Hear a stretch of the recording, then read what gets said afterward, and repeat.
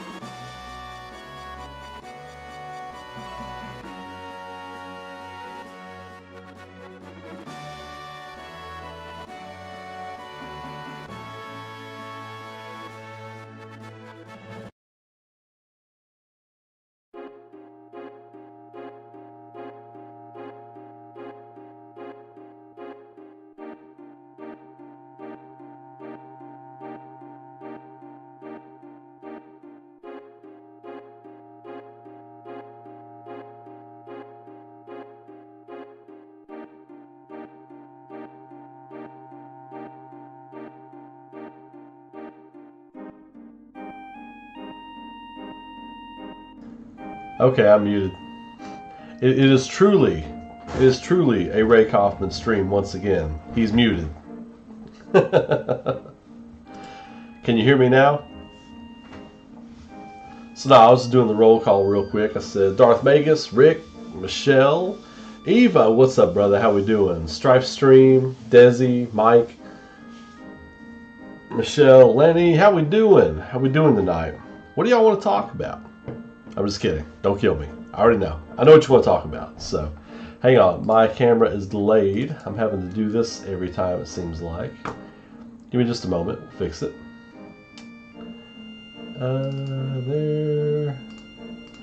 There, and there. We good? We're good. We're back. Okay. How's everybody doing tonight? Everybody doing good? I won't look directly at you all when I tell you this. This is not a sequel. This is not a sequel. It's not a requel. It's not anything like that. I don't think. But anyway, let's hear your thoughts. I want to see. I got these little. I got readers now. Whoa! I can read all the I can read all the writing on my camera. Wow, that's cool. I've got readers now. I've destroyed my eyes for 3 years working on my Aurora project, so sacrificed my 20/20 vision, but I'm in my mid-40s, so it's time. It's time. It's time. We had a good run. We had a good run. I'm doing good, thank you. What's up, Mike? Oh, yeah. Viceroy Saruf is absolutely Rufus. Yeah, he's absolutely Rufus. Yeah, we'll get into that. We're going to get into that. Yeah, it's absolutely Rufus. What tipped me off on that was how the Glenn clone, or the Sephiroth clone of Glenn, however you want to look at that, who's taking Glenn's face, he's saying it real coy when he was talking about Viceroy Saruf. He was saying real coy with him, and it was obvious that he was like, I know it's you. I know it's you. Don't play around. I know it's you, man. Happy birthday, Michelle. Happy birthday. Happy belated birthday. So anyway, let me know in the chat, and if I miss anything, highlight it or something.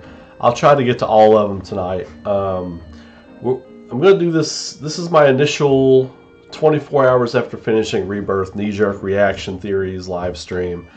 I'll probably have some more refined theories in a few weeks once I've had a chance to sit on it. But I think I already kind of know the direction, how I feel about where it's going. And I haven't watched any videos. I don't know anything. I've just been kind of talking to a couple of friends who have been waiting to talk to me for me to finish the game. They want to talk to me and get my take and everything. My buddy, shout out Chris. I talked to him tonight for about 2 hours. We talked about the game and kind of shared my thoughts or whatever.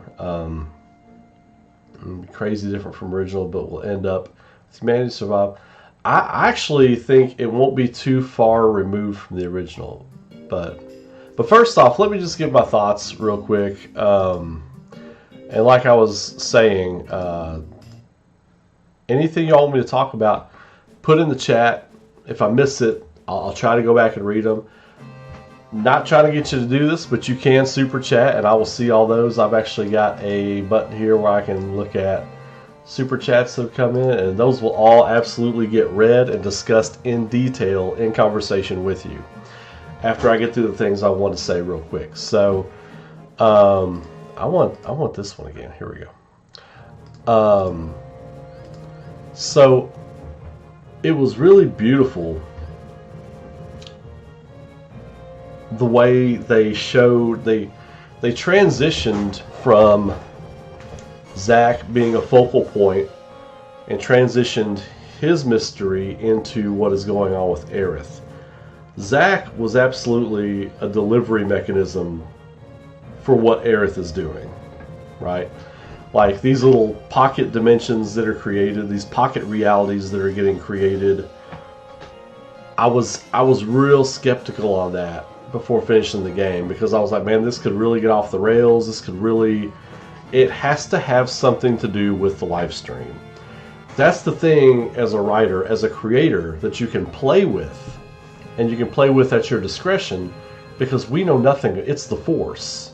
It's heaven. It's hell. We really, as humans, don't know anything about what it is. It's a mystical concept you can play with and do whatever you want to with. But at the same time, don't over-explain it like they did with the Force and midichlorians and all that kind of stuff. Don't do that. But my thinking was, if Zack not being in the live stream, but something to do with the live stream, like if we get a further mystery explaining the live stream, then it's cool, and I'm awesome with it. And that's exactly what we got. Like, these people passing on and their will to live on, or their will to carry out unfinished business, creates these pocket dimensions within the live stream. I think of it like this, and this is just a 24 hours removed away from finishing the game, rudimentary cobbling together in my mind. what it is. So there are different.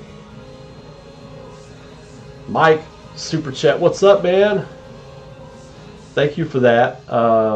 Fusion sword, yes, that's happening. The black materia fused with the sword, that's absolutely happening, and I can't wait. That's going to lead to the Reunion Cloud boss fight that everybody. That's one of my most famous videos on this channel. The Reunion Cloud boss fight. We are getting it in part 3. It is absolutely happening, and we're going to have to fight that damn black materia buster sword. That's happening. So yes, good. I'm going to heart that one, Mike. Good call. But so these pocket dimensions that are created, from best I can gather, it's like people who aren't ready to go. Like the live stream wants purified souls to be part of the live stream, to be part of the eternal flow of the live stream, right?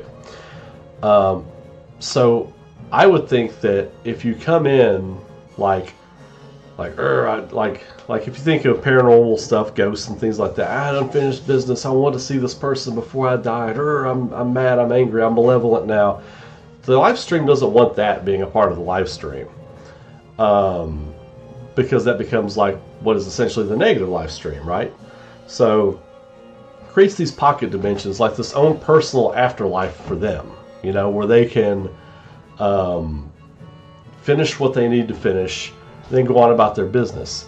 So Zach, it all has to do with Aerith interfering in that. So what I think happened, and this is what I think happened, this is just my theory.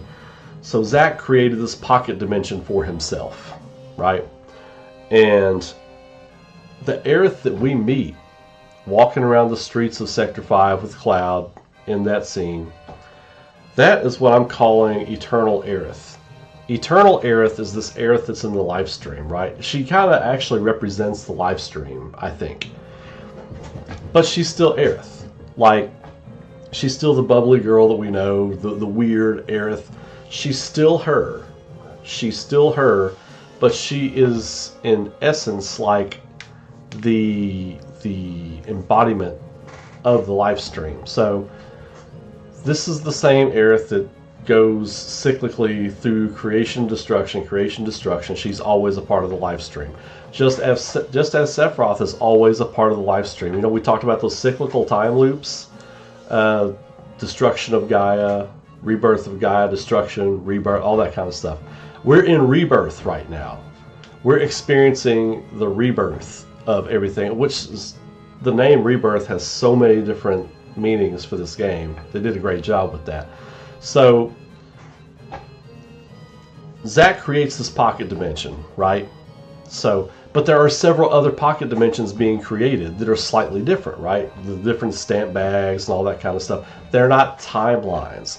And the reason I say they're not timelines is because they are doomed to be destroyed once, like, that world is just destroyed, or like the person who created that pocket dimension when they died, like, they handle what they needed to handle. The live stream lets them pass on into the live stream after they've handled what they need to handle, and they're not malevolent, they're not hard to deal with anymore, right? So that kind of happened with Zach, right? You saw his world being destroyed. He was at peace with what had happened.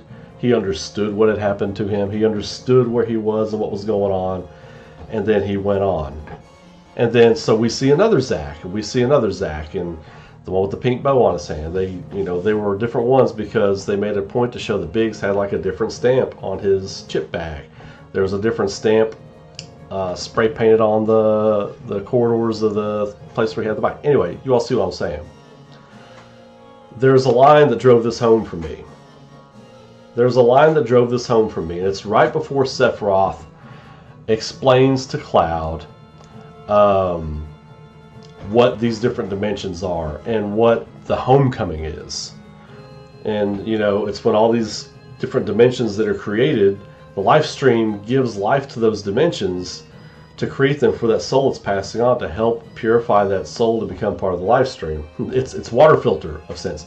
But when that world is destroyed, the energy put into the life stream puts in has to come back to the planet.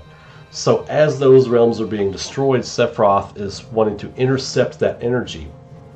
I think that's where he gets the idea for his meteor plan.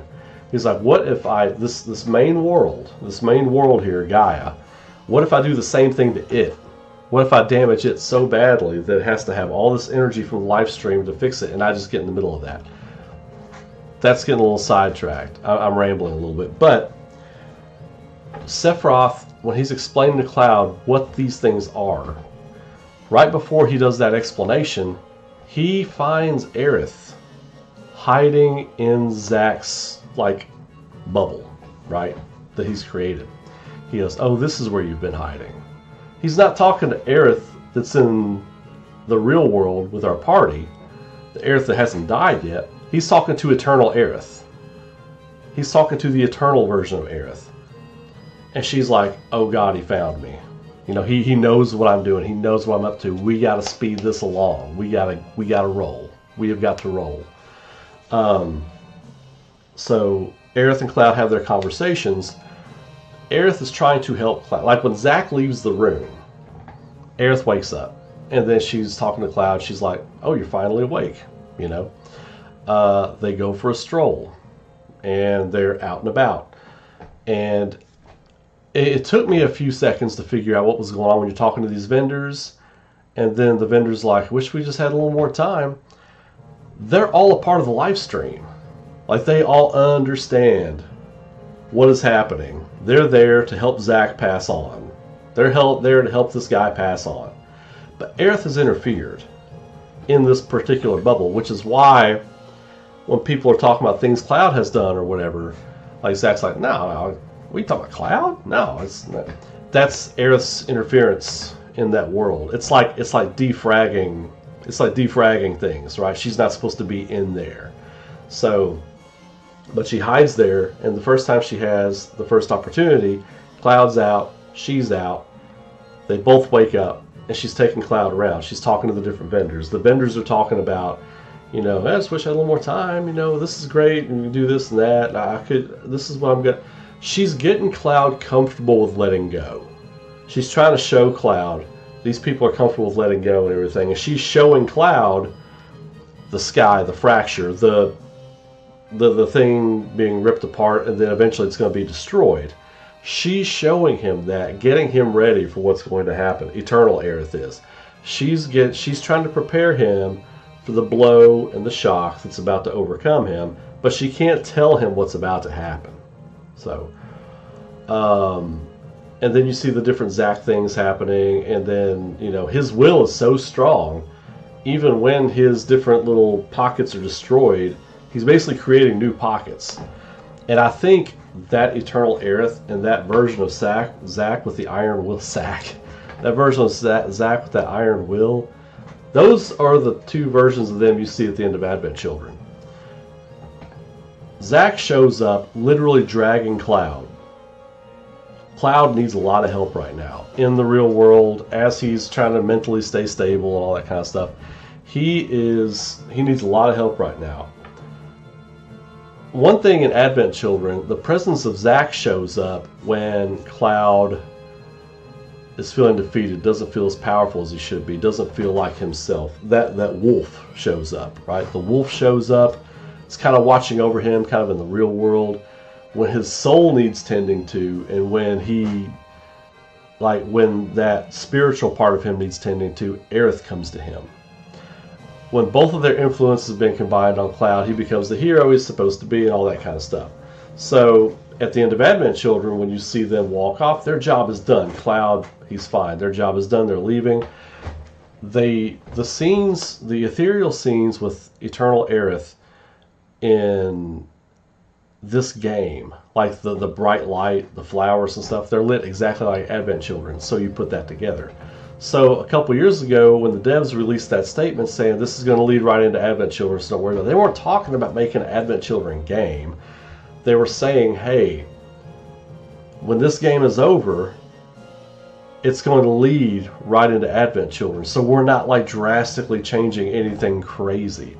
So in Remake, when Cloud's getting these zapping visions and stuff. It was the planet trying to talk to him. It was the planet trying to speak to him. But it was Eternal Aerith trying to commune with him. So in essence, it's the same thing. Eternal Aerith is the life stream. The life stream is her. Like, it's the same thing. So that, I thought that was beautifully done how they did that. It was heavy with dealing with themes of loss. It was heavy with all that kind of stuff. And I love the symbolism of Aerith giving Cloud the empty white materia while he's holding the potent black materia, which is a symbol. It symbolizes where he is in that part of the story. There is no goodness in him. He's empty. He's vacant. He's not himself. He's incomplete. He's empty. But he's also ready. He's filled with rage. He's full of Sephiroth's influence. He's filled with rage. He's ready to go. He's ready to kill.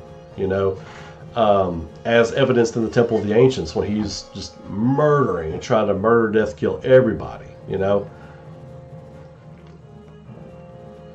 So that stuff was fantastic. I thought a lot before the game, before I finished the game, that a lot of that Zack stuff was going to be unnecessary, and largely it kind of was. But I feel like Zack was an excellent plot device to get to what Aerith is doing, you know. But he's not just a plot device. Like he's going to have a role. I look at Zack as kind of like the sentinel of what Aerith is designing for Cloud.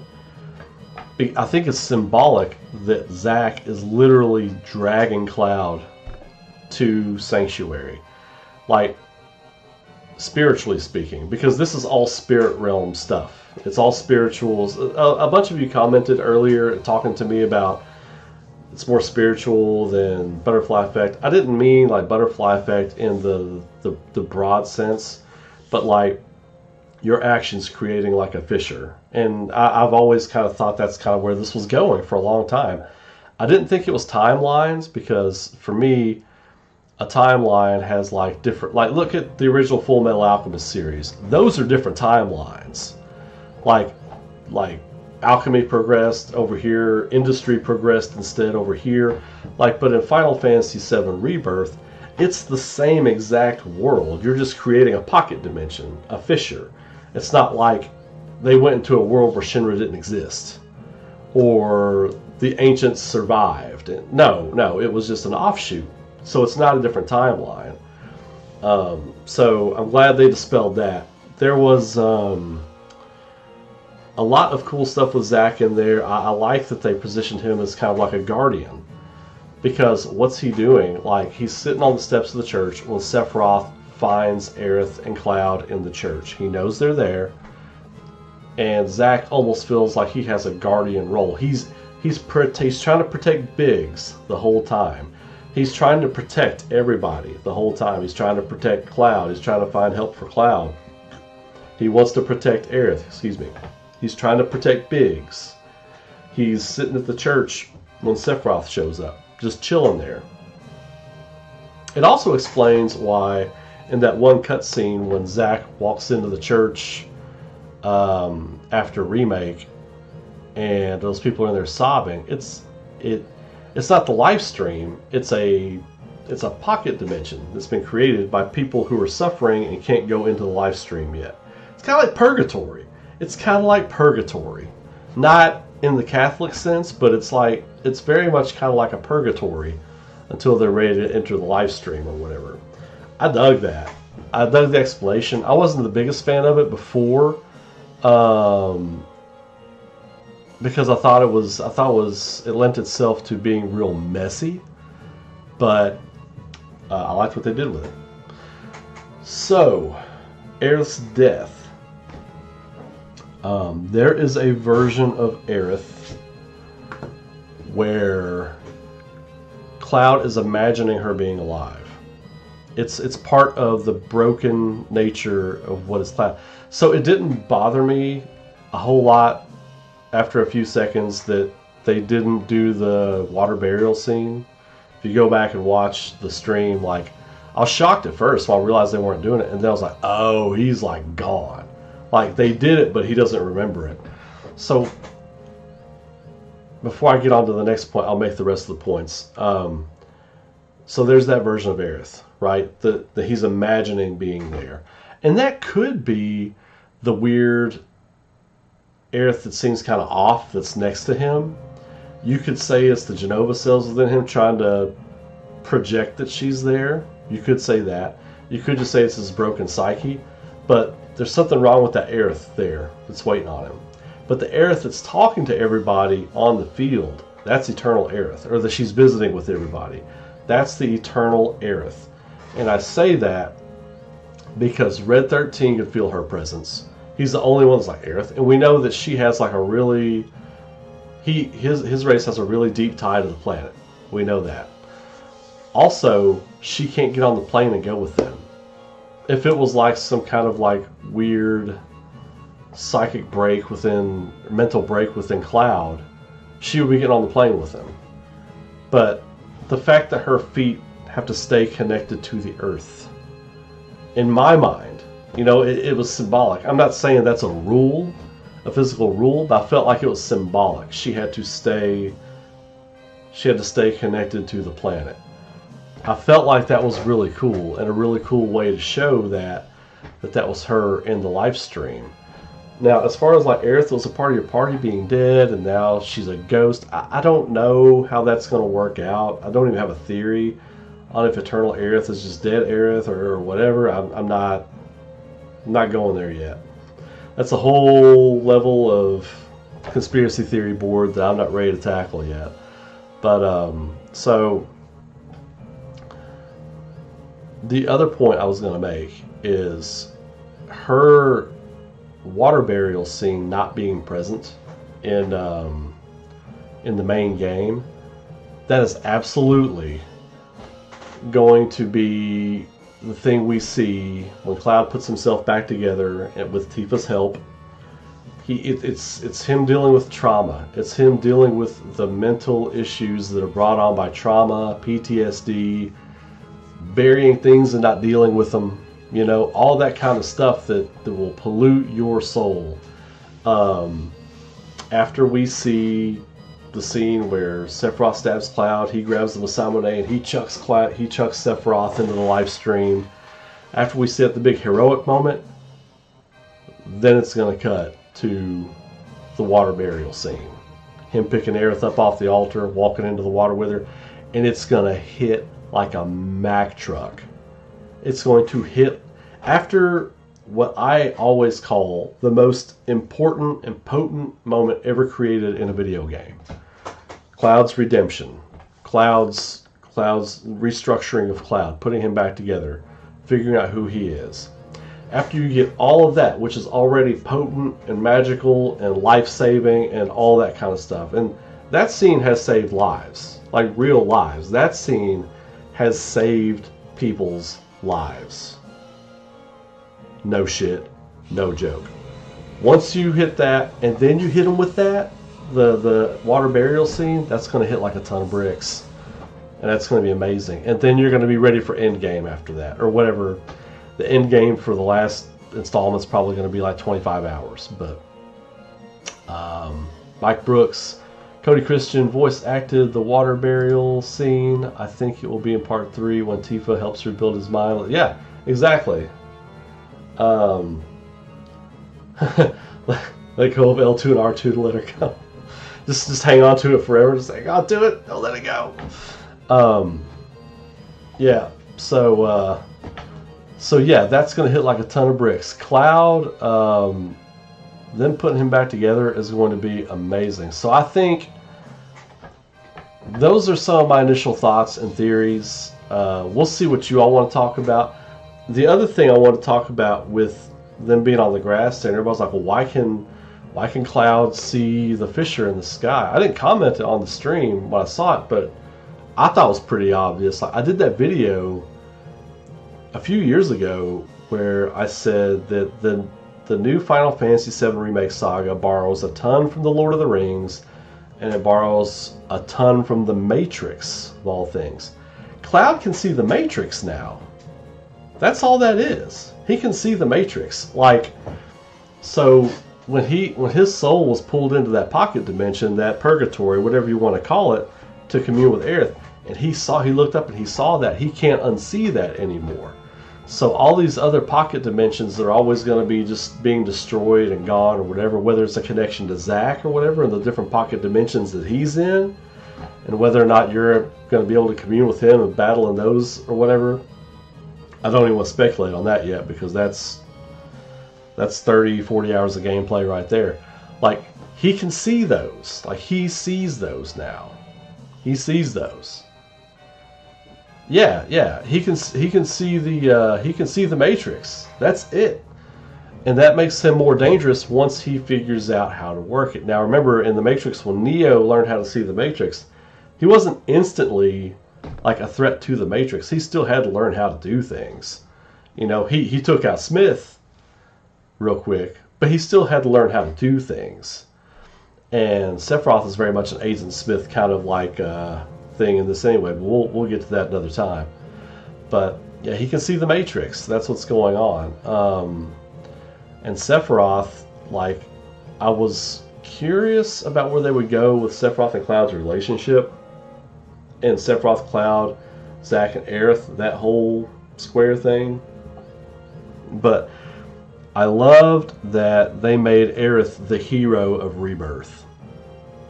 And I say that because they mimicked the ending of Remake, but they mimicked it in a way where Remake now feels like Sephiroth was showing you what was going to happen to you soon. And in Rebirth, you experienced what he was trying to show you. Like, and especially when Barrett has that line, he's like, this is just like the damn freeway.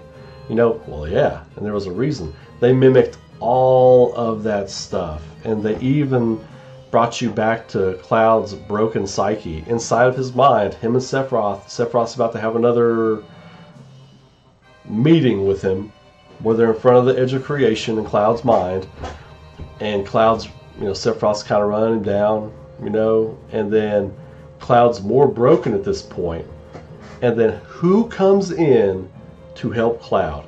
Aerith shows up inside of Cloud's mind. Eternal Aerith shows up inside of Cloud's mind to help him, to be there for him, to show him he's not alone. And then Sephiroth tells Aerith, and that's why I said on stream, I was like, God, I love that line. That's so good right there. Because I was thinking about all this as it was happening. Like, he's like, I underestimated you. And I was like, God damn. It was really good. It was really good. And at that moment, when Sephiroth's like, I underestimated you, I was like, Aerith's the hero of the second game. She's absolutely the hero of the second game. And they put it out there on blast for you. And I absolutely loved that. But yeah, there's a lot of takeaways. I'll be probably writing down thoughts and ideas and notes for like weeks as I curate more content. But yeah, so that's my initial thoughts. I'm sure I'm forgetting some things because I never write things down. You all know how I do it. I wing it. I come out here, I just wing it for you all. That's the best way to be honest. You know what I mean? Just come out here. I don't have notes. I don't have things I rehearsed. Just come out here. I just give it to you full brunt, baby. So let me know if there's anything that you all want to talk about. I'm going to look back through some of the messages here. Thank you, Mike, for the super chats. I really appreciate that. That helps a lot. So what is World 7 Aerith? I don't know what you mean by that. I'm going to scroll up here real quick. God, I missed a lot of chats. Okay, hang on a second. Good Lord. Alright, I'm just going to read through some of these real quick.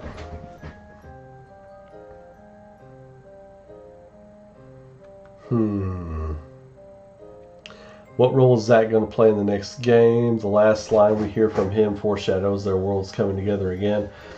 I think we're going to see Cloud jump into whatever world he's in.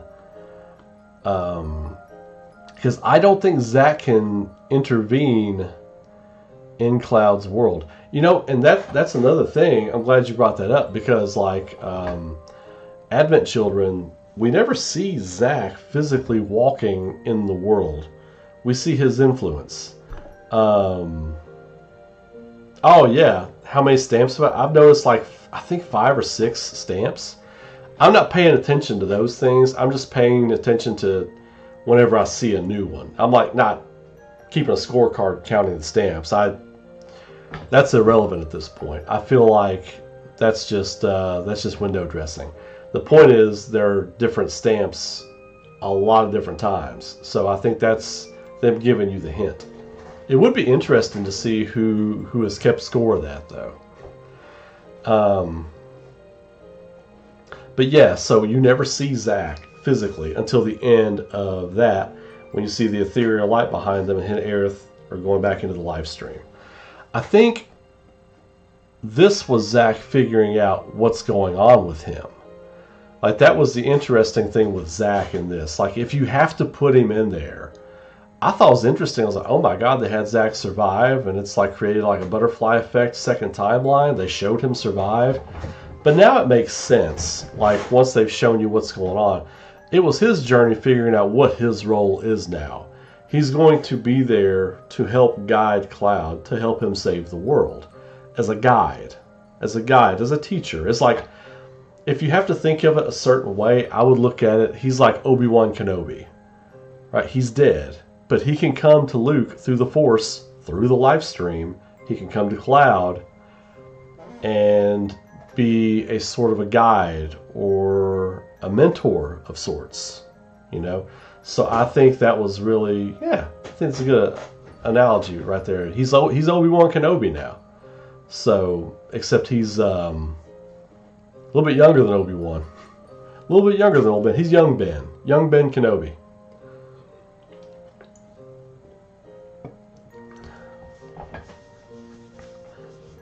What will Ever Crisis Sephiroth play with current Sephiroth?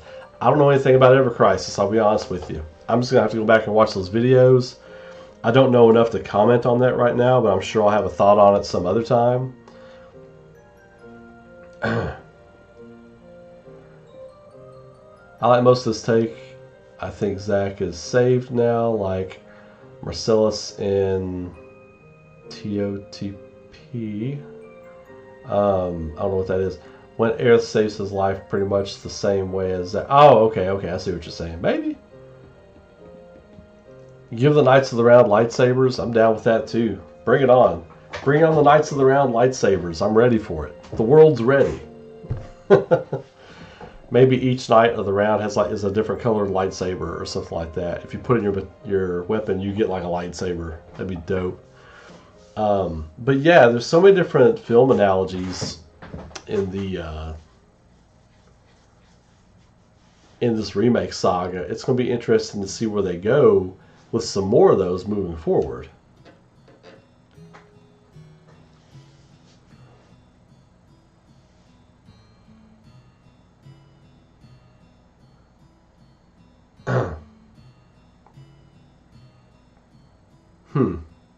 One thing I really liked about the game too was the depiction of the Forgotten Capital. I mean, it was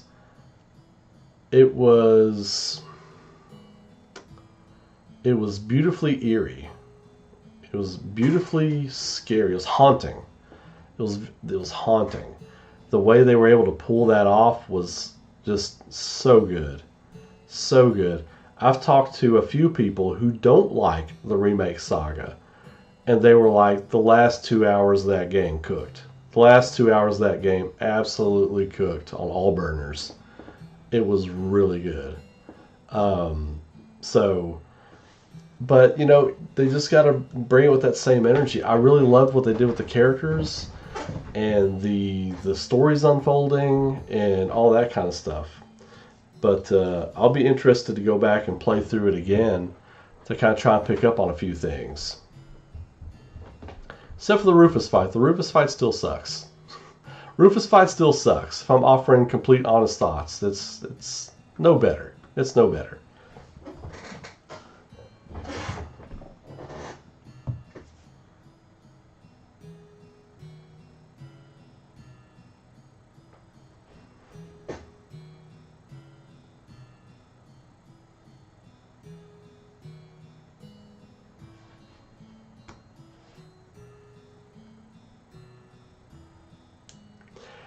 Yeah.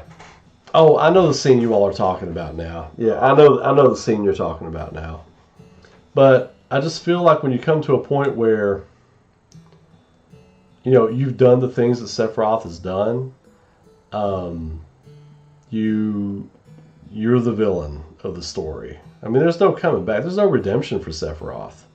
There's not. He could jump in front of Meteor and blow it up and sacrifice himself. He's still not redeemed. I mean, the public. Here's the thing: the public of the world doesn't know the things Sephiroth's done. They just know him as a hero. But the viewer, the game player, the audience knows. So that's. I don't really comment too much on the redemption of Sephiroth or whatever. I just, everybody knows where I stand on it. There's no shaking me off of that. So.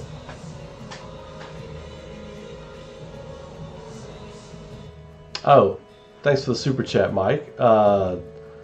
Every stamp has an amount of stars. Oh, I didn't realize that each stamp had their own star count.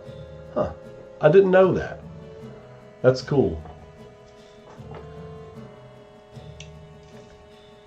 Ray, what has Sephiroth really done? One village? Yes, absolutely. Cloud has killed more people than Sephiroth since Nibelheim's seen.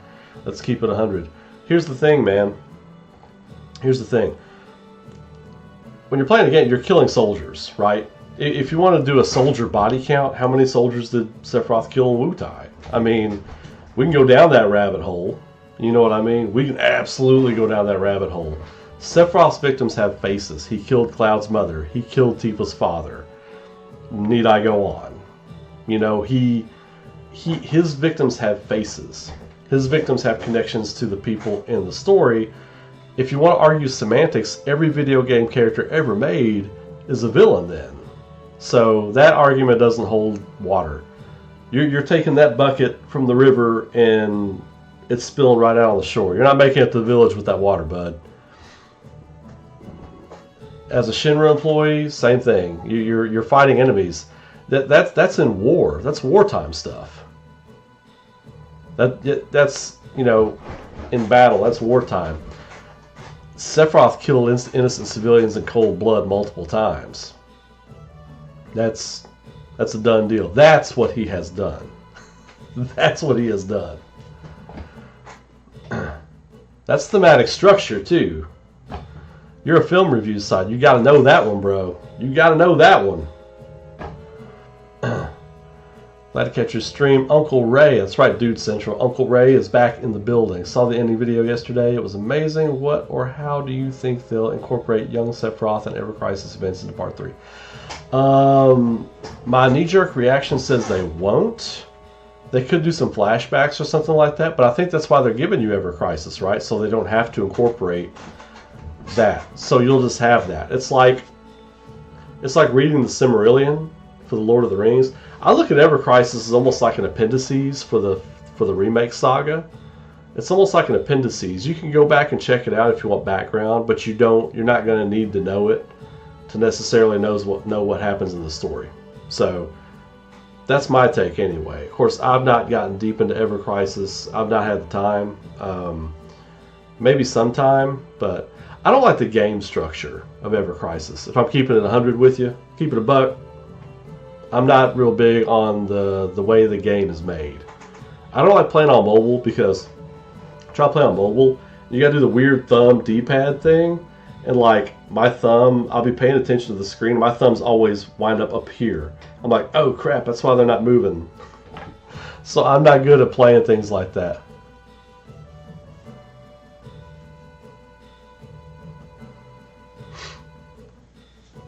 I've heard it's time consuming. I know a lot of people that are playing it, and they do kind of give me little tidbits here and there about story stuff, but nothing super spoilery. Just like, oh, this is how the game's played. They're releasing this chapter of this version of the game, stuff like that.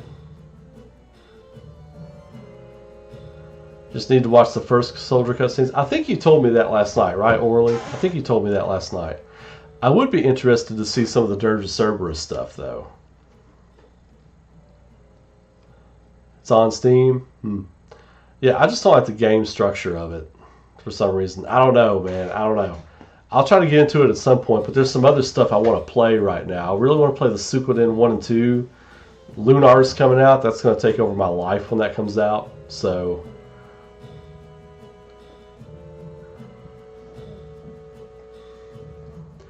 and Dude Central, I think that's what I'm going to do. I'm just going to keep up with the cutscenes. I'm sure there are compilations on YouTube where people put together the whole story of Ever Crisis. I'm sure 100% that's on there, so I'll probably just find that.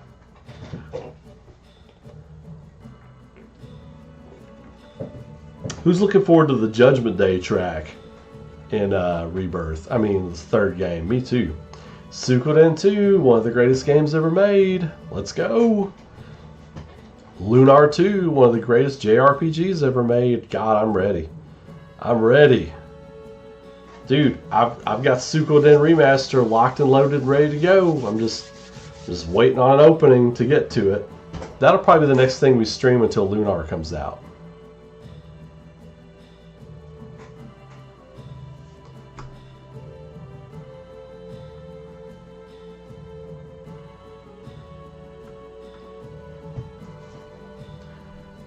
I keep having what is this weird thing? Does anybody else, any other streamers ever experience this? I get people DM me. I'm like, just put it in the chat. Just put it in the chat. So I just got a question. It was like, how did you feel about how they incorporated the music and stuff? The score was excellent. That's one thing that you're just never gonna have to worry about with the remake saga. The score is just immaculate. Like, dude. There were multiple times where the score itself just moved me. Just sent me on an emotional roller coaster. Several times. But probably none more than when the Genova theme morphs into the Aerith theme. Oh my god. That was so good. And in the OG, Aerith's theme is actually playing during that scene when you're fighting Genova, which is heartbreaking in itself, you know. But the way they did it, oh man, forget about it. It was so good.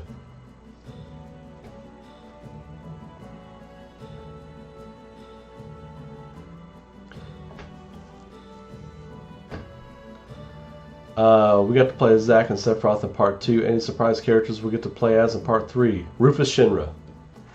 Rufus Shinra. I'm almost dead set, locked in, that you'll get to run around Shinra Tower and shoot at weird Genova monsters as Rufus Shinra as the weapon is coming toward the shore. Something weird like that. That would be my mind blow moment of the whole thing. That would be awesome. And dude, how badass was Sing? I loved that. Loved it.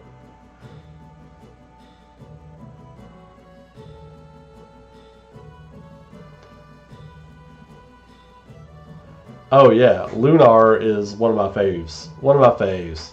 My story, Aurora, I started writing it after playing Lunar 2. I think it was, yeah, I just played Lunar 2 and I started writing Aurora.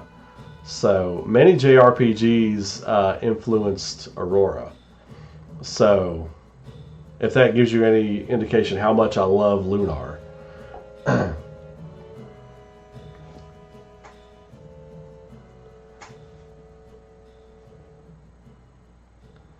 MGS3 remake is going to be awesome. Metal Gear Solid 3 is going to be incredible.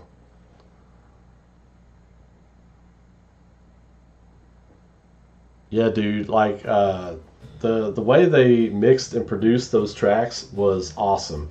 I really loved the attention to detail, not just mashing a couple of tracks together, but how they slowly incorporate elements from one song and take elements away to make it blend smoothly in with this song and slowly add elements of the second song until it's full blown into that.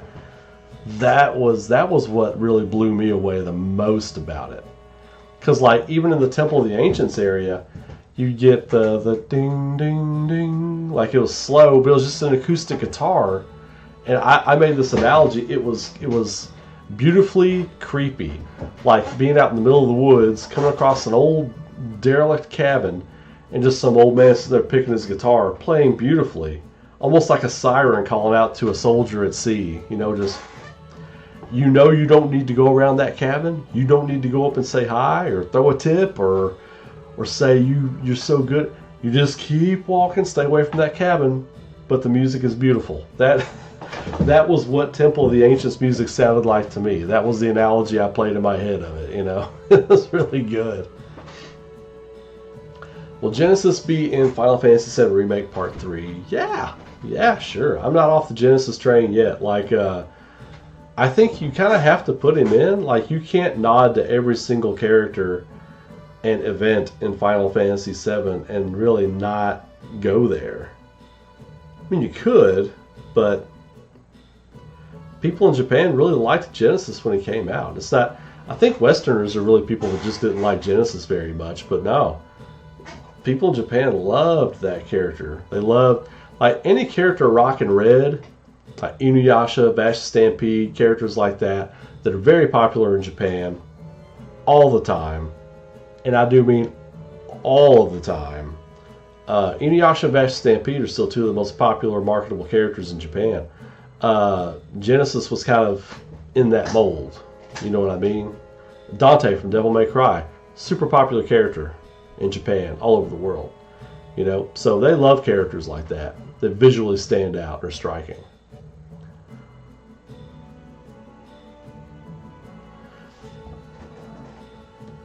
Yeah, Mike, Vincent's going to be incredible. That's going to be the highlight. I mean, he'll be my main. Right now, Bear and Aerith have been my party leaders, my mains, but he'll be the dude.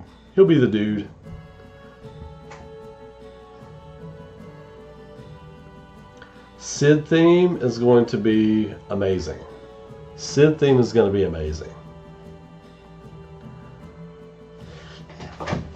Zack flashback and fight, yeah. Yeah, you could even introduce Genesis in like one of those little Zack pocket dimensions, you know.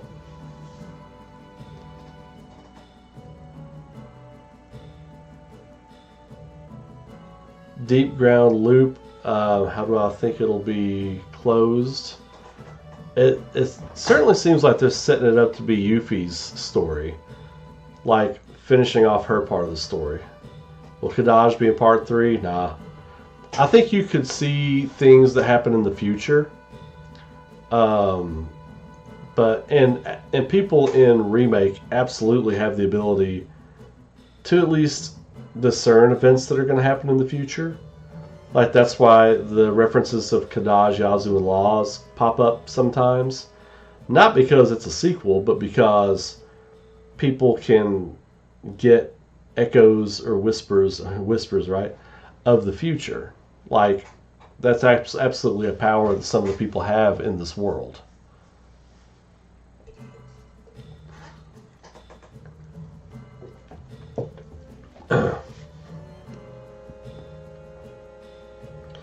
Most looking forward to in part 3 gameplay and storyline wise. Gameplay, it's Vincent Valentine. Like, he needs to be off the walls, batshit crazy. Like, Devil May Cry 1 Dante. Like, my favorite Devil May Cry is the first Devil May Cry. That version of Dante's gameplay, just do that. All over the place. Devil Trigger is his limits. I mean, it's Vincent Valentine. Like, when I played Devil May Cry, I was like, oh, they wanted to do a Vincent Valentine game, Capcom did, but they couldn't get the rights to Vincent Valentine. Like, that's what Devil May Cry was to me. But I still love DMC. Not DMC, but Devil May Cry. It's a great question. Story-wise, there's so many great parts that are going to be in part 3, and even parts we don't know about yet. But it's got to be the Cloud redemption, you know, Cloud putting himself back together. It's got to be that, right? It has to be that, because that's the most important scene in the history of video games.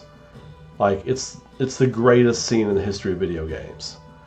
And if you know, you know. It's just so good, man. It's so good. But yeah, That has to be the answer. That has to be my answer. DMC1 was lightning in a bottle, man. It was lightning in a bottle.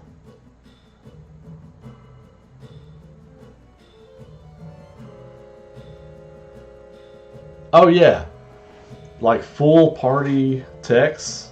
That's got to happen. That has to happen. That should be like Act 3 of Game 3 stuff. Do I think we get a tease this year for Part 3? No, I don't think we get a tease this year.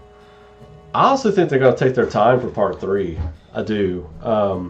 I think their goal with these Ever Crisis releases has been to kind of satiate people and get people just enough to be comfortable with waiting a little bit longer for the game. And this is it. Like, this is it. Like, this is the, like, I don't mean to speak in grandiose terms, but like, in my opinion, Square Enix knows they're about to release the best game that they're ever going to make for the rest of the time the company's around. Like, it's going to be the most beloved game, I think. You know, you don't count Final Fantasy VII. That's already happened. That was 1997 when they released that game. That's the greatest thing that company will ever make or ever do. Chrono Trigger's right underneath of it. But Final Fantasy VII, the third game of the remake saga, they know they have to nail it. And they're going to take their time with it. And I say let them take their time with it. I have 1 year less to wait than everybody else does. Because I just finished it. So note to self, if you want it to last longer, take it from Uncle Ray. Wait a year, turn off all of your notifications on social media, stay away from all videos on YouTube for a full calendar year, and then enjoy it well after everyone's done enjoying it.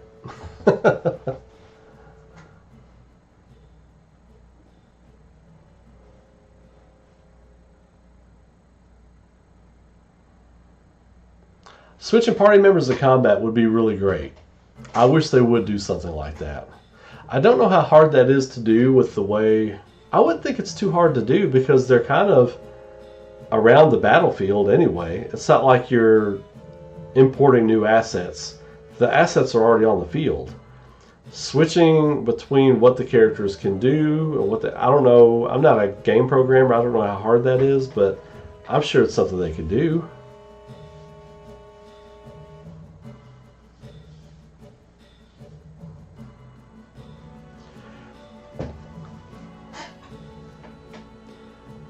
That's true, Matthew, but you got to think there's a lot of scenario to write and program, new monsters, new battles, probably new areas. We got to go underwater.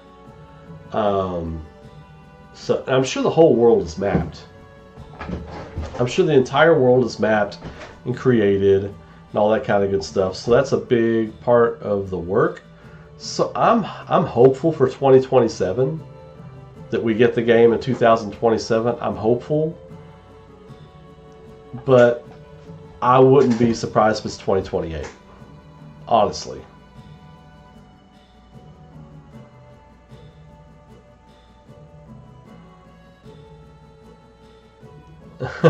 Well, no, I think it's just going to be part 3. I think it's going to be one massive game. And just let us enjoy an 80-hour Final Fantasy game. Just let us enjoy an 80-hour Final Fantasy story that has, if you do everything, 300 hours of gameplay. Just Witcher 3 that shit, man.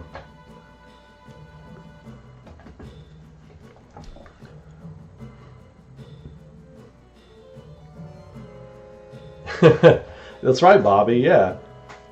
We're a year removed from launch. You're welcome, Square Enix. You're welcome. We're celebrating a year after the launch with me finishing it and finally able to drop some theories and talk thoughts. So, what was your favorite part? What was your favorite part? Any one of you. What was your favorite part of Rebirth? Any part. There were so many great parts to choose from. Temple of the Ancients blew me away. That last 3 or 4 hours of the game just absolutely rocked my socks. It was really, really good.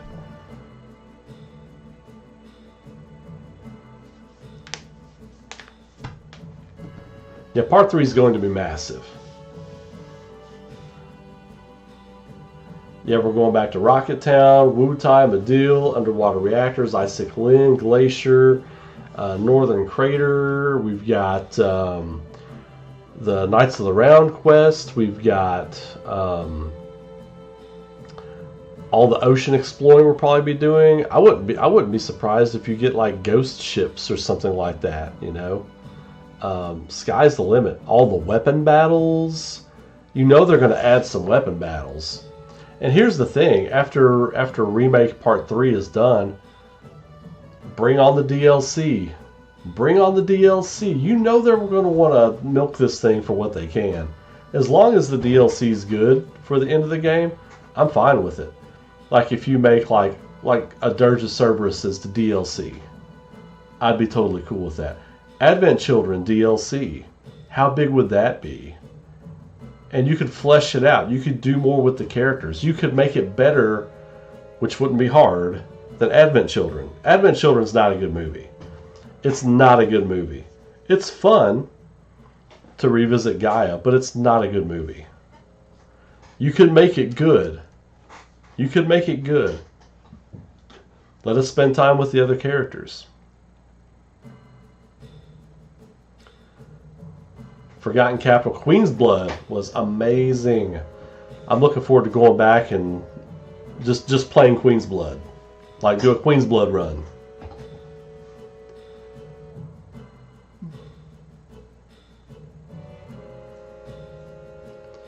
Dude Central, yes, the Cetra live 3D movie playing for you in what was meant to look like a big like IMAX theater right there. That was awesome. That was awesome. Multiple endings? Nah. I think you just make one huge 45-minute ending and then let it be done. Just let it be done. I want one massive 45-minute ending that you just sit back and you just watch it. Just watch, you know.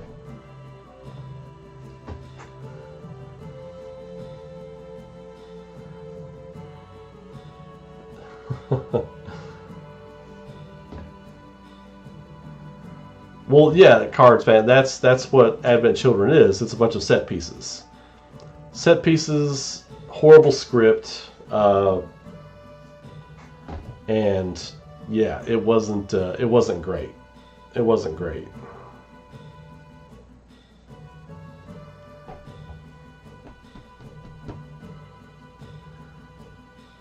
Evil Cloud was interesting. I'm glad you brought that up because it was I loved how they changed his face. Like, they did something with his character design. His eyes were almost smaller. Like, they were almost more adult. They weren't as big as they usually are. They were smaller, and they were tighter. And they were meant to mimic Sephiroth's eyes a little bit. I love that little design change they did to him.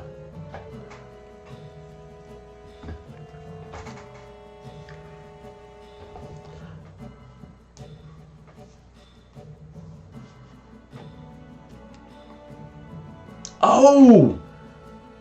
Funky Film Reviews. I'm glad you brought this up. I am so glad you brought that up. He said, why did they move Sephiroth's 3-body battle to the end of Rebirth versus at the Northern Crater? So, I was talking to my friend Chris about this earlier. We talked for 2 hours. I did a theory video where I predicted, I can't remember which one it was. I did so many. Or kind of where I kind of predicted what I thought the final battle for Part 3 might be. And I said, wouldn't it be wild? And I predicted that the final battle of Part 3 would actually take place between Cloud and Sephiroth in Midgar as meteors coming down with the fire tornadoes and all that kind of stuff. How batshit crazy would that be? And after finishing Rebirth, or the finish of the third game would be Cloud and Sephiroth in a fiery Midgar. Because that would kind of make sense too, because you have to go back to Midgar, right? What if you go to the Northern Crater and then you have to go back to Midgar, right? They fire the cannon or whatever, and they blow up the shield, and then you go into the Northern Crater, and then you go into Midgar to take down Shinra or whatever, and then you have the battle. But when they were doing, they made the Forgotten Capital look like the bottom of the crater, because I made the comment during the playthrough. I said, "Oh, you're getting the Genova battle, and it looks like the Northern Crater. You're just missing the Ironclad and the Zombie Dragon, you know." And then you go right into Bizarro Sephiroth, which I errantly said Safer Sephiroth. No, Bizarro Sephiroth. All we were missing was Birth of a God playing, and it would have been the whole shebang. I think they did that because they're going to move the final battle with Sephiroth to Midgar. I think it's going to happen there.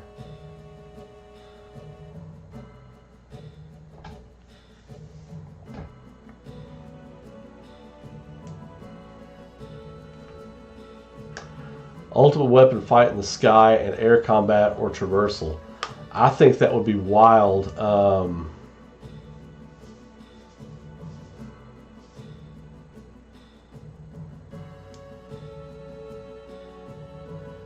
Yeah, dude, Central. It's halfway through the game. I'm sorry, I didn't mean to answer. I keep reading through things. I'm sorry if I'm scatterbrained, but dude, Central. Yeah, like halfway through the game, when you have the scene in Gongaga where he just lets Tifa go in the live stream, at that point, the game was starting to get you ready for Cloud's mental break and for putting him back together. And I thought it was interesting that all started with him and Tifa, him letting Tifa go. And then it's going to be Tifa reaching out her hand for him that saves him. So kudos to the creative team for making that happen, because like it started right there when he lets Tifa go, the breaking of his mind and the control of Sephiroth and Genova, and it takes that girl that he let go to grab his hand and pull him back to save him, to free his mind. That's going to be very potent, and I think we might actually see them revisit that scene where he lets her go at the Gongaga reactor. I think we might see them revisit that scene in part 3 when she's helping him find himself. So it's going to be really good. But what are my hopes for how they handle Ultimate Weapon and all the aerial stuff? Well, we kind of saw like a preview of what I'd like to see them do with the Bizarro Sephiroth battle, when Cloud is like climbing on Bizarro Sephiroth. Very much, what am I thinking? Not Ico, but is it Ico? No, not Ico. What's the other one? Where you gotta climb on the giants. It's a PS2 game. I can't. Shadow of the Colossus. Shadow of the Colossus. Very much in that vein, you know. But it would be cool if like you actually have to jump out of the high wind and you fight him from the deck of the high wind, and then you have to like, for like the third stage of the fight, you have to jump from the high wind onto him, you know, and go to town on him. That would be wild.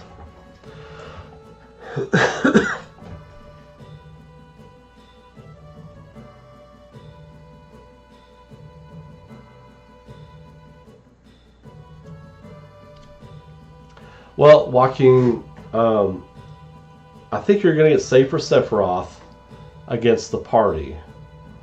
And then I think you're going to get one last one-on-one battle with Cloud and Sephiroth in a burning Midgar with the fire tornadoes and the meteor coming overhead.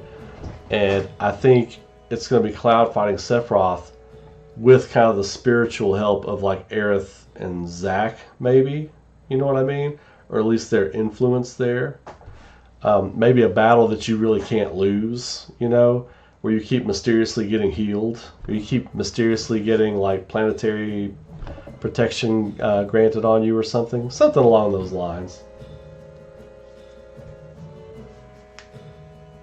But I think it would fit with what they're doing if Aerith and Zack were more of like a spiritual presence during that fight. You know, because they've all got skin in the game when it comes to Sephiroth.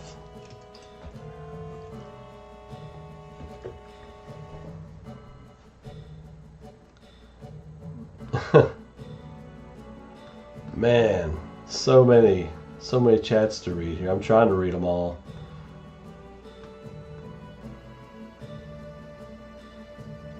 What about the Zack scene at the church, the end of Intergrade? Cards fan, seems like they just decided to drop that entirely.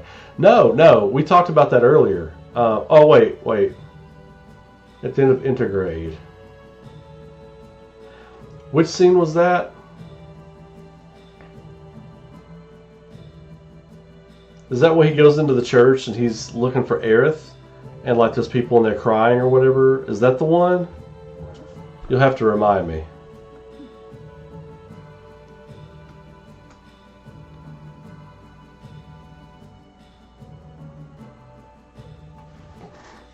Yeah, no, the Yuffie DLC, I remember, but I was trying to remember the Zack scene he's talking about.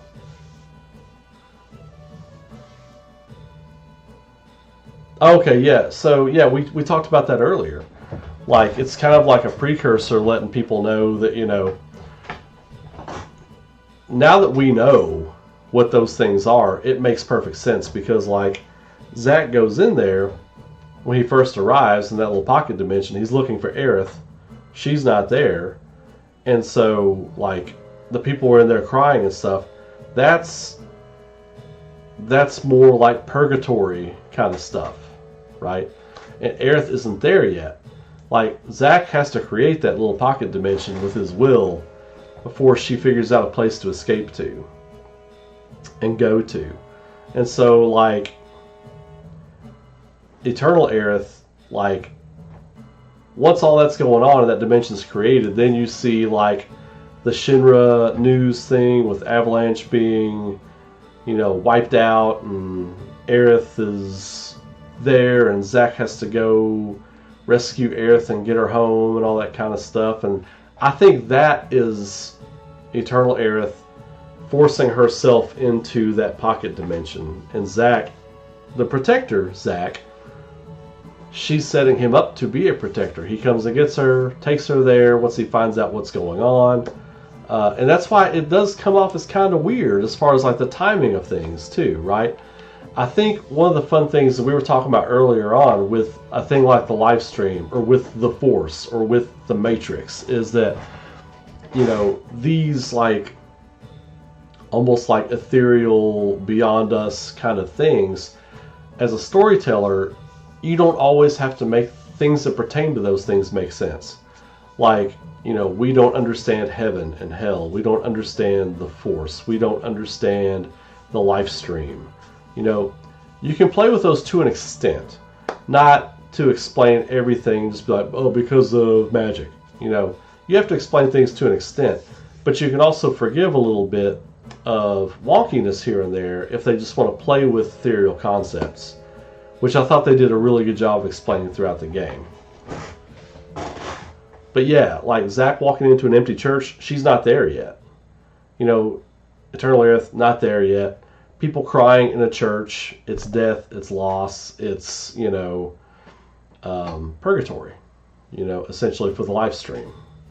And maybe those people were there crying over the loss of Zack. Maybe that was his first clue that he's dead, you know, and his will won't let him put that together. Like he's dropped off Cloud or whatever, or maybe he put him somewhere, you know, or maybe that was him.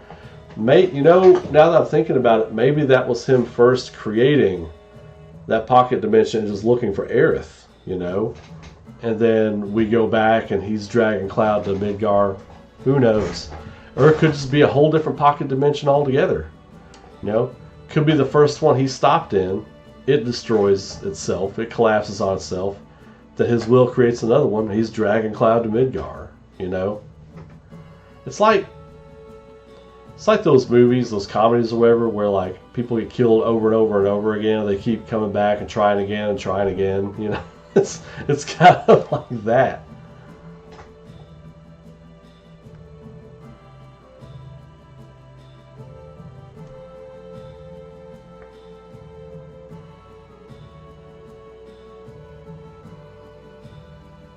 Yeah, Cards fan, absolutely. I mean, you could just make the excuse that he's dropped Cloud off with somebody, you know.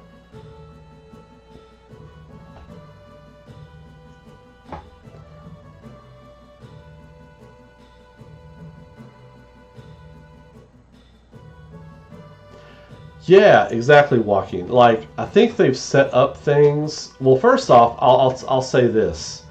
It's like Square Enix wants people to talk about the game in between the games, so they have to create these mysteries, right? So the big mystery at the end of Remake was, the hell's up with Zack? And we all speculated for years, you know, what's going on, until the game came out, and now we know. So now they want to create speculation again with the Aerith thing.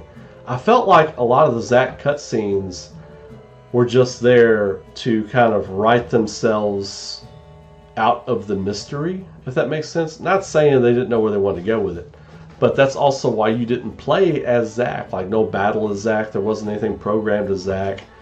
And the few times you do play as Zack, a little tutorial pops up. This is how he works, this is how he operates. I think you only battle with him twice, I think. The rest of the time it was just story, cutscene stuff, whatever.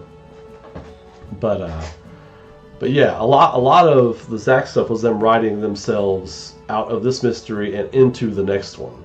So the Zack cutscenes served that. And I think there will be similar cutscenes, whether they're with Aerith or Zack or both, in Part 3. Because Part 3 is where they're going to have to explain this bit. You know what I mean? You don't have to explain the live stream. You don't have to explain everything about the live stream. In fact, I prefer they don't. You know, leave some of it ambiguous. Leave some of it up to interpretation, like you just said, Joaquin. But with Zack and Aerith, you kind of have to explain what this plan is. We have to know by the time you get to the end of the game what their role is.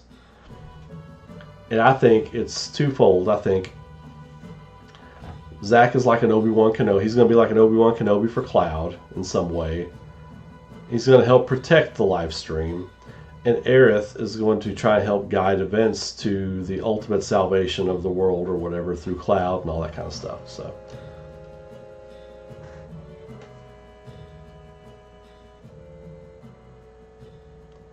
Dude Central, I really think that's all they're going to do with Zack, most likely. Unless you have something like Aerith and Zack in the afterlife battling Whisper and Whisper monsters, and they handle kind of like Aerith and Cloud do. I mean, you could do that. Essentially, Aerith and Zack fighting side by side in these little pocket dimensions trying to protect the live stream would be essentially like her and Cloud fighting side by side. So you could definitely do something like that.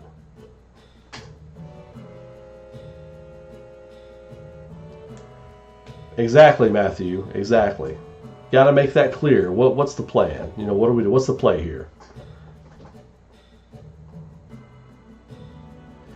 Am I in the camp that Zack and Aerith will survive, get brought back to life? No, because the developers have told us that's not going to happen. Like, they said it's going to go right into Advent Children, and we know how Advent Children ends. So they've already told us no, that's not happening.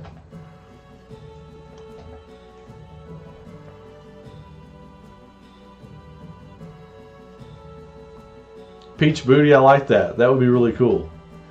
But that also means we're not getting Knights of the Round materia, so boo. But that's a cool idea.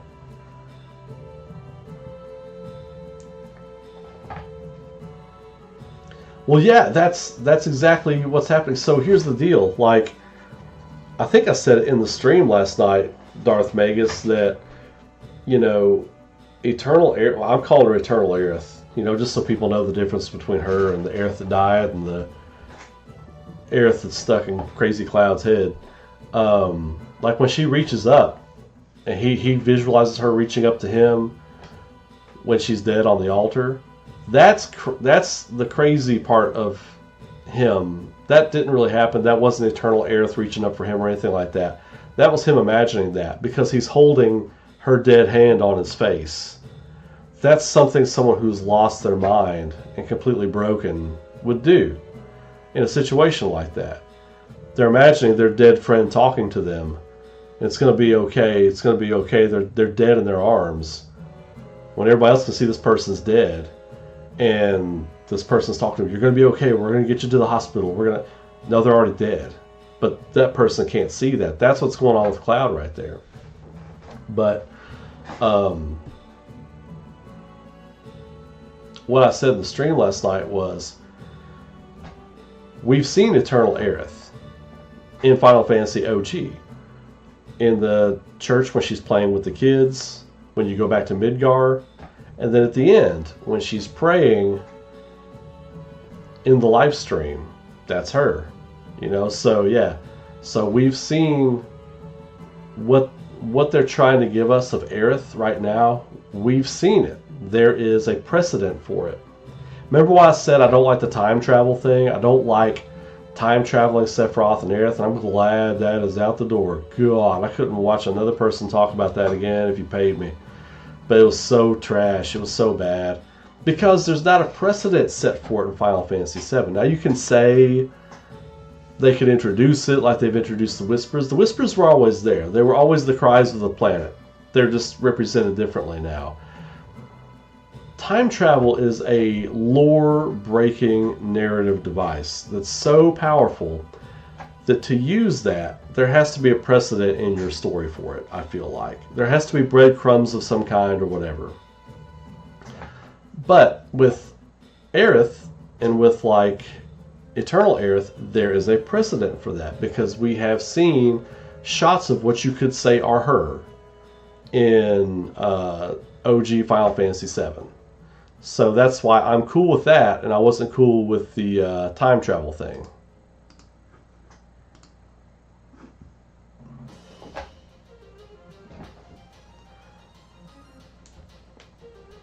Yeah, exactly, Dude Central.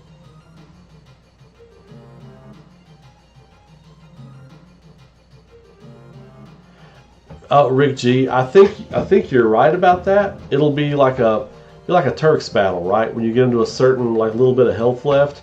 But I think what'll happen is that'll be the point when the weapons start to awaken, because it kind of makes sense story-wise too. Like if Genova's influence is so powerful within Cloud, if he's having to amp up and use all of his strength and all the Genova influence inside of him to fight the party, and the weapons are right there, you know, in the glaciers, that's going to wake them up. They're going to sense that. They've already sensed, you saw at the end of Rebirth, they already sensed that there's something terrible happening. The weapons are beginning to awaken. But the big weapons, the Titan weapons that are going to wake up, I think the end of the Cloud battle will trigger the collapse of the glacier. And I think it will trigger the weapons awakening, Cloud falling into the live stream, the party getting away, escaping as Shinra escapes, Sephiroth's physical body waking up after he's given the black materia. I mean, that's going to be a shit hit in the fan moment. It's going to be awesome. Awesome. And what better way to usher that in than battling Reunion Cloud? God, that's going to be amazing. I was off on my prediction. I said I thought this game would end with that, but I think we're going to get it pretty early in Game 3. I really do. Matter of fact, when they're flying off in the rebuilt Tiny Bronco, I think they're heading that way. I think they're heading that way. They're either heading there or they're heading to Cosmo Canyon to reunite with Bugenhagen. I think it'll be one of the two.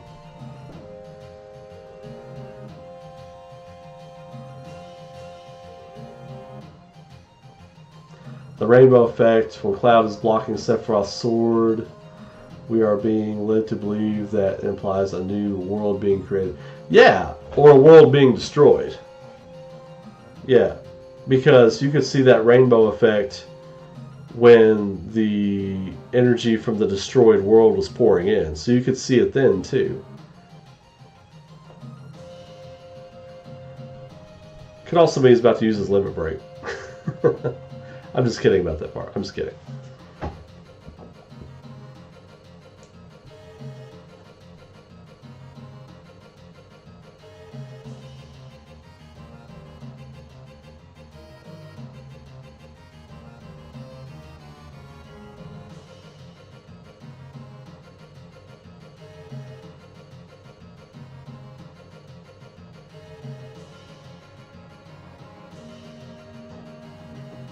Yeah, Cards fan. They've definitely, but they found ways to kind of make it interesting with the Sephiroth boss fights. You know, we got it was a straight up Sephiroth, right? At the end of Remake, you had to fight the different Whisper Harbingers or whatever, and then you straight up fought Sephiroth, right? And then in this one, you got the big Genova boss battle. Then you got Bizarro Sephiroth, and then, speaking of, right on cue, Birth of a God here. You got Bizarro Sephiroth, and then you got Sephiroth. So yeah, I think we'll get Safer Sephiroth, we'll get Genova, then we'll get, I think it's going to be, is it going to be Genova, it's going to be Genova Death? It's going to be Genova Death. Because this one was Life something, Genova Life something. So next time we'll get Genova Death something. We'll get Safer Sephiroth, which is going to look friggin' amazing. And then we'll get Sephiroth.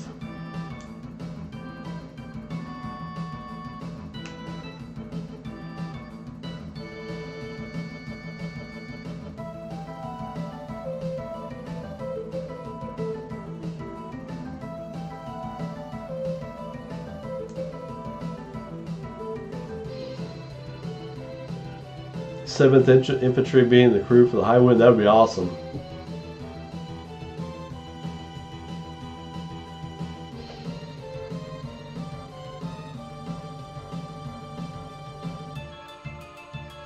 Well, the two whale weapons are very interesting. For me, it's like, are you going to fight them, or are they a representation, or is that like a larval form of a weapon?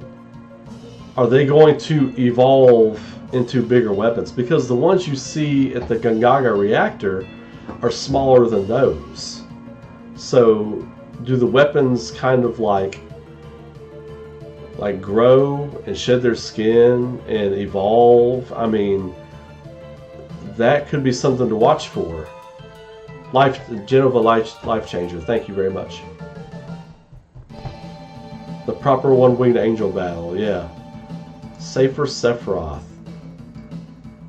I've got a Final Fantasy VII save file that's right before you go fight him, and every now and then I'll go down there just to experience that fight sometimes. It's like the first time you hear One Winged Angel ever. It's so good.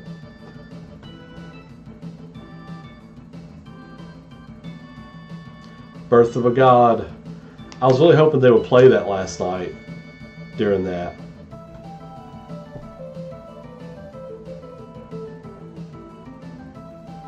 Yeah, Peach Boot. Yeah, I got that vibe too. That's why I mentioned the evolution thing.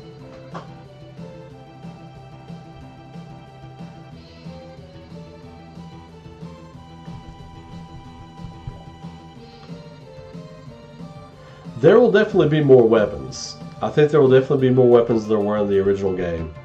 But not a whole lot, right? But dude, they're going to be massive. They're going to be a spectacle to behold. I'm really looking forward to that.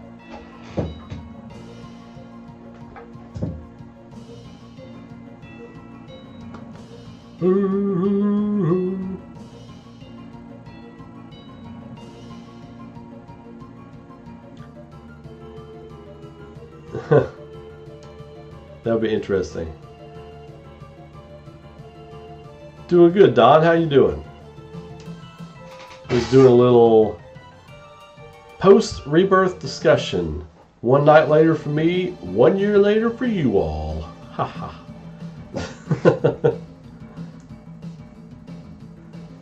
Will they do Genova Synthesis? I guess you could do Genova Synthesis halfway through the game, right? And I would save Genova Death for the end. I would save her for the end.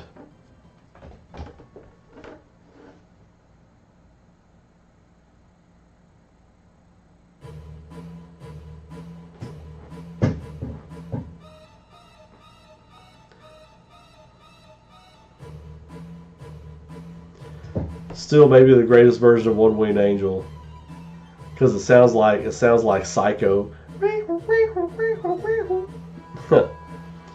But yeah, so they're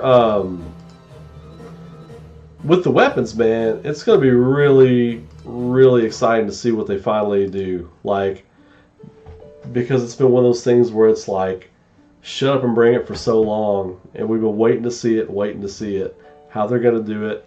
And I think they gave us a tease of it with the Bizarro Sephiroth fight.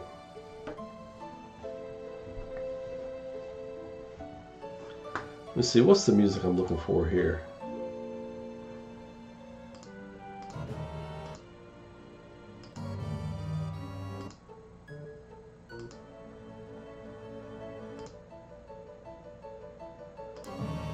Okay, yeah, so where is it? I'm trying to find it. No! I went too far.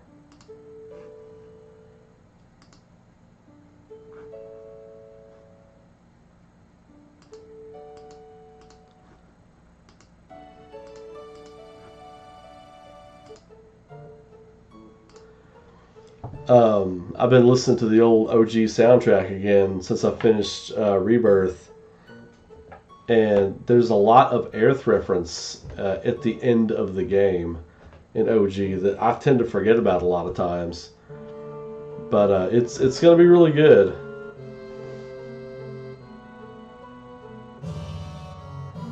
Finish the game and go main menu, try to heal your party with items or cure. You can heal everybody except one person, Aerith, meaning that she's really dead. Really? I didn't know that. I hadn't noticed that. When you're going back and playing through the chapters, is she dead?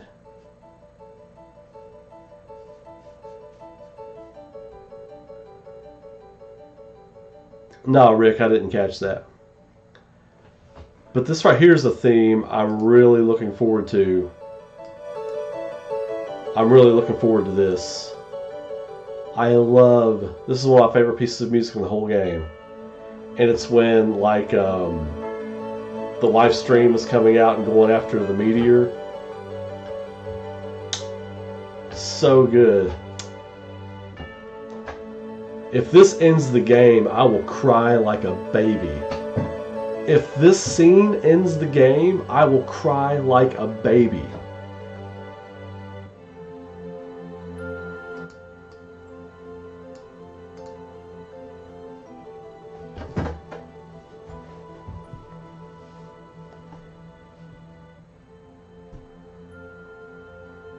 Yep.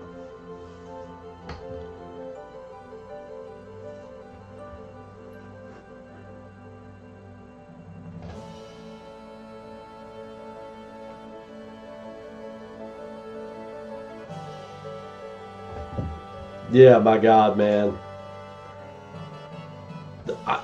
What they do with this piece of music in particular is, God, I can't wait. I can't wait. And just extend it out and let the whole game just end, you know? Maybe you can revisit some side stories and stuff, but the climax with Meteor and everything, I want this to end the whole thing. Just boom.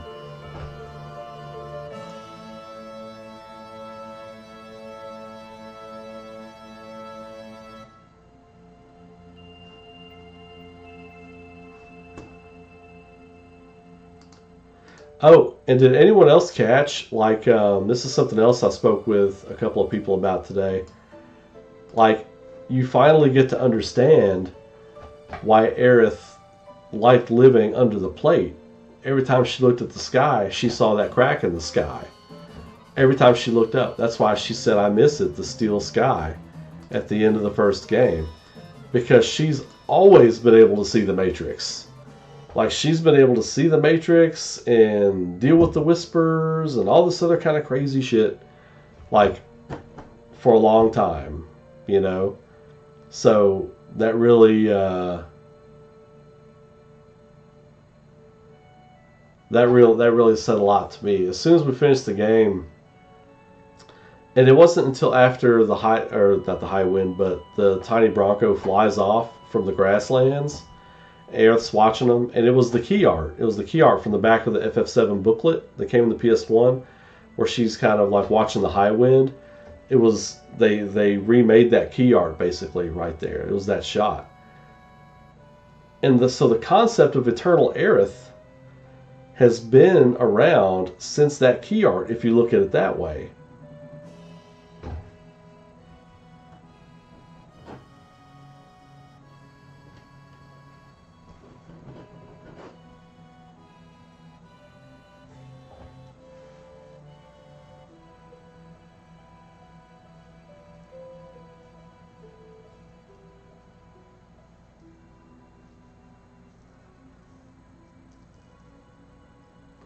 Well, the Aerith that was telling him not to fight Sephiroth was the kind of their Aerith, right? Eternal Aerith is the one who was like, "Now you need to go punch him in the mouth. Let's go take care of this problem."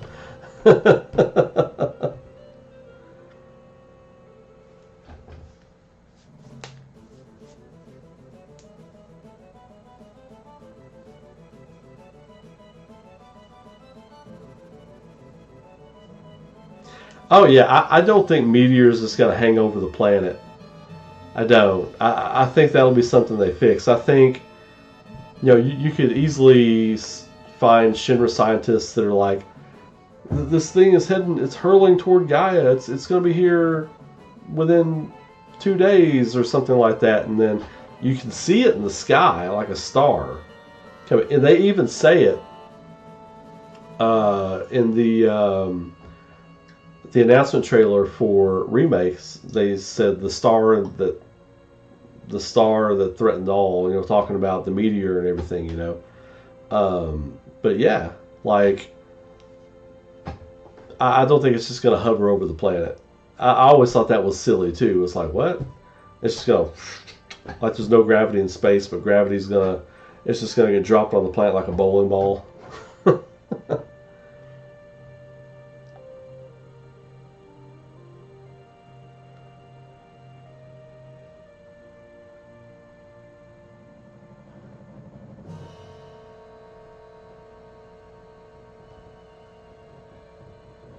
Yeah, I entertained that theory last night.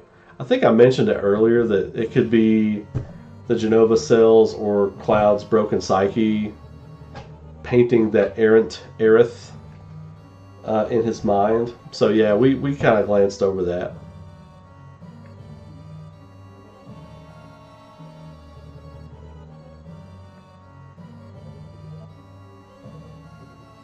Yeah, I thought it was a really good stroke for them to kind of recast that guy as the Guy. Uh, what was his name? Guy Natak? Was that his name? Oh yeah, you told me right there, Rick. Okay. Yeah, I thought that was a really good move for them to be like, well, hey, we had this guy there. How about we have him come back and play this Guy guy? 10 years later. I think that was the original Captain Zaraki from Bleach. I don't know the actor's name, but I know he's played a lot of characters.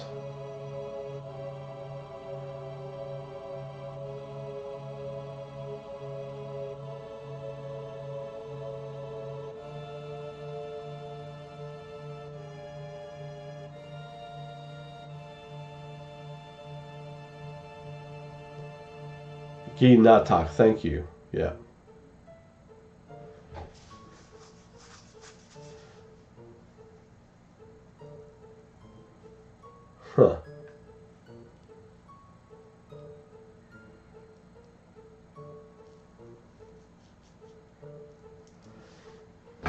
Remembrance, I haven't seen that one tossed around. That's a good one, but I'm gonna stick with Redemption. That's my name in the hat. I'm gonna stick with Redemption. Or I don't think it's gonna be called Reunion. It could be. I think Reunion. It doesn't feel like the last game if you call it Final Fantasy VII Reunion. I don't think that feels like the last game. That would feel like a second game or a middle part, you know. Just my take. Just my take there.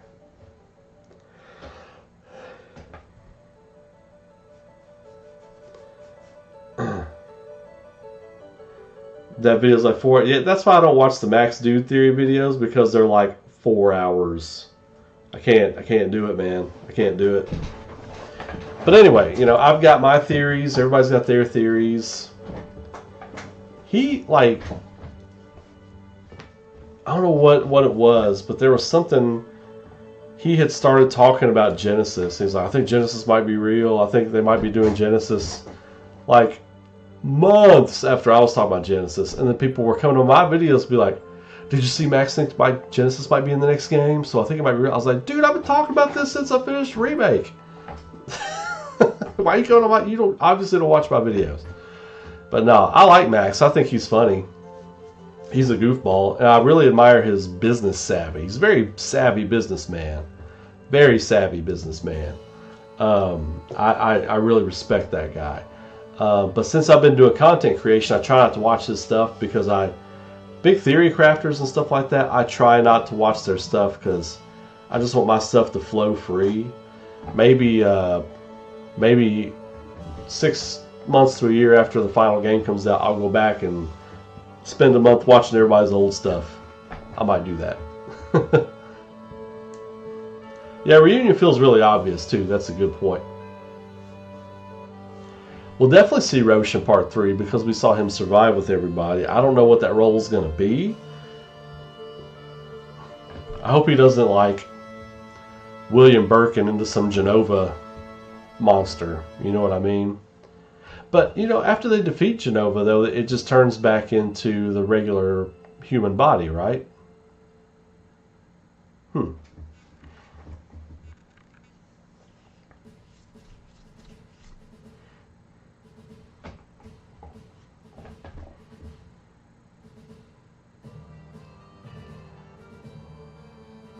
Oh, I didn't know they all did a stream together. Yeah.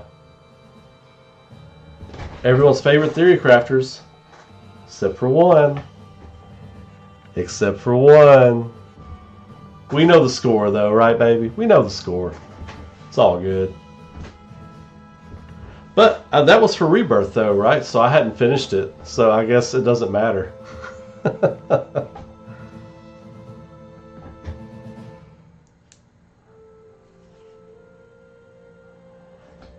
Yeah, Gaijin, Redemption's my call. I think Redemption for Game 3 is going to be my call for sure.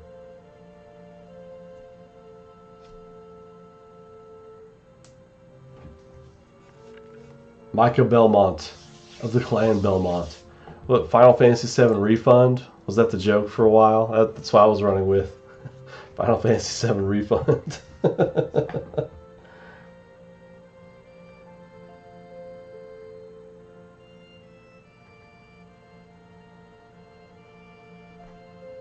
Huh.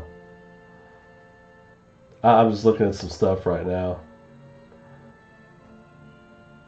Some stuff. Things. Stuff. Things. I keep getting all this trash email, and I'm like, I don't know where this is coming from. Anyway. Well, alright. I guess I'm going to wrap it up for this stream. We'll do videos and stuff in the future on this kind of stuff, but those are my quick takeaways. Mini Gamapalooza. Those are my quick takeaways. So thank you all for joining me tonight. I got to get ready for a long day of work tomorrow. So I won't be streaming tomorrow night, but hopefully I'll have some content up Thursday. So But thank you all again for joining, and streamed 4 nights in a row after being gone for the better part of a year. So now people can stop bashing me in my comments. You're a fake fan. What, you can't spare an hour to play a game? Look at you chasing your dreams, you fraud. Out here chasing your dreams, you fraud. You're out here, you said you're a fan, but I'm a fan. Get over it. Y'all can stop sucking your thumbs now. I finished it. I'm back. Your boy is back full time. And I'm still going to be doing my other things too. So check out Aurora. I would really appreciate it. All the love and all the views, all the likes over there. Share it around.